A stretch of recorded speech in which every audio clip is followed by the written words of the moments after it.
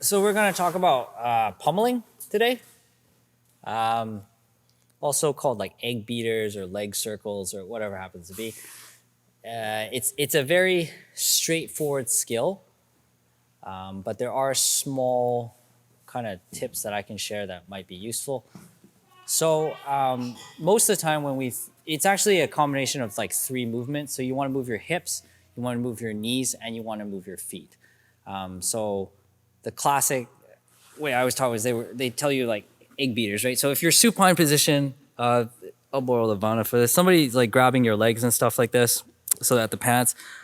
So in essence, like most people when they pommel, they'll move their feet. So circle out and stuff like this and break the grip. If she grabs on the inside, you would circle out. If she grabs on the outside, you might circle from outside in, whichever way works better, right? Thanks, Levana. So just doing this is, it's not wrong, but it's limited movement. What you actually want to do is move your hips, your feet, and your knees. So if you imagine, so the camera can see, if you're going this way, if you move your knees up and down, this is your knees moving, right?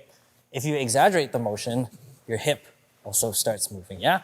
And if you couple that in, so this is my hips are moving, my knees are moving, and my feet are moving. So this is a much more dynamic and stronger movement versus like, or just this. Does that make sense? So in the beginning, you're probably gonna start on your back, moving your hips, but eventually you wanna get to the point where you can be inverted and do the same thing, and ideally without hands, right? At the more advanced level, you're gonna be combining this with a hip escape. Borrow Josh for this. So if he's, grabbing my pants or something, whichever, I might hip escape out and then pommel and connect, right? So again, we talked about guard retention, about movement and connection. So sorry, borrow you again. If he grabs my pant leg, right, he can kind of move my legs around. If I happen to connect to him with the pommel, right, if he moves now to the other side, it's that connection again. He's kind of locked himself up, right? So you can do pommeling. I'll keep borrowing you for this, Josh. So it can be like with your feet, or if he's on his knees and he like underhooks both my legs, stuff like this. You can also pommel like this, right? Get back in.